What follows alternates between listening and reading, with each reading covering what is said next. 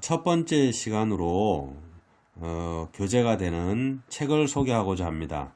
책은 하늘을 품은 한자 주역으로 풀다입니다. 이 책은 한자가 가지고 있는 뜻을 주역에서 풀어본다, 이런 뜻을 담고 있습니다.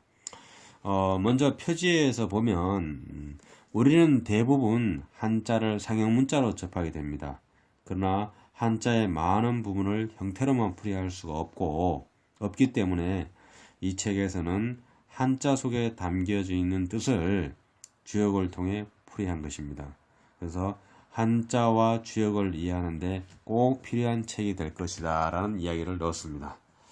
그리고 뒷면을 보면은 한자 부수 214자의 신비로운 세계를 펼쳐 보인다. 또 떡글자로서 한자를 알기 쉽게 풀이해 놓았다, 이렇게 썼는데요.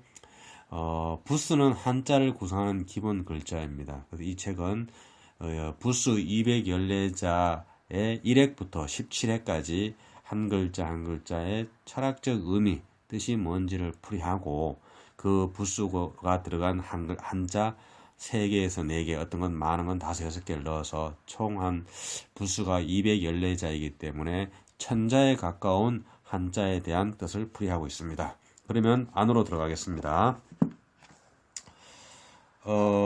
먼저 지은이 소개를 간단하게 이야기하고 싶은 건 무엇이냐면요.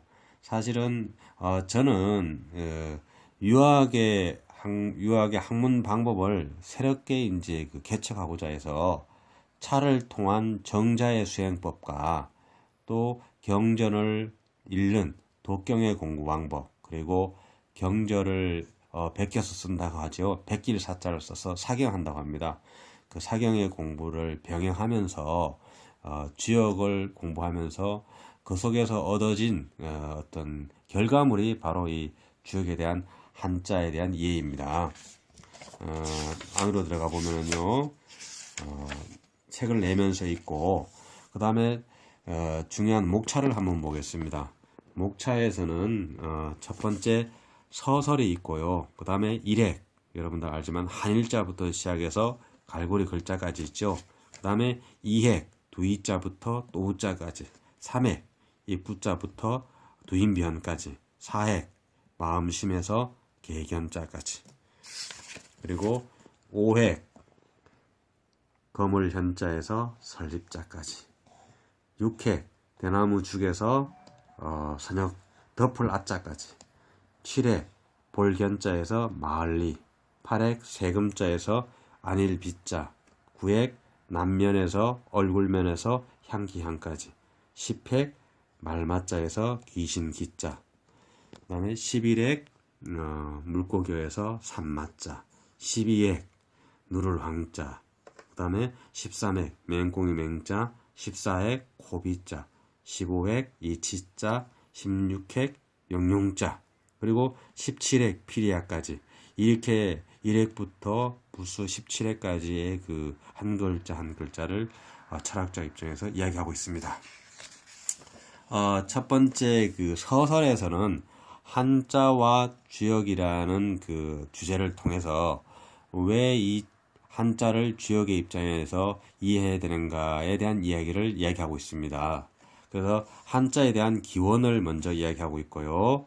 그 다음 우리가 한자 공부할 때 이야기하고 많이 해독하는데 길잡이 역할을 하고 있는 설문해자의 그 한계는 무엇이냐, 이 문제를 이야기했고, 그 다음에 문자의 기원 속에서 주역은 어떻게 이야기되고 있나, 4가지 입장에서 이야기했고요. 그 다음에 주역으로 한자를 풀어야 되는 이유를 4가지 정도 제가 논리적으로 설명하고 있습니다. 그리고 주역을 해석하는 3가지 방법과 한자의 뜻은, 그래서 한자를 해석할 수 있는 주역의 방법론을 이야기하고요.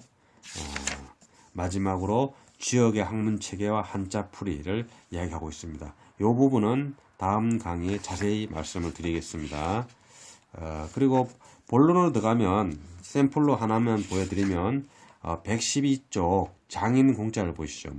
이렇게 장인공자 한자가 들어가고, 장인공자가 사전에서 어떻게 이야기되고 있나를 쓰고, 그 다음에 주역의 입장에서 장인공자를 풀이하고, 장인공자가 들어간 한자, 칠공자, 빌공자, 왼자자, 뭐 공공자 이런 글자들에 대해서 풀이를 이렇게 했습니다.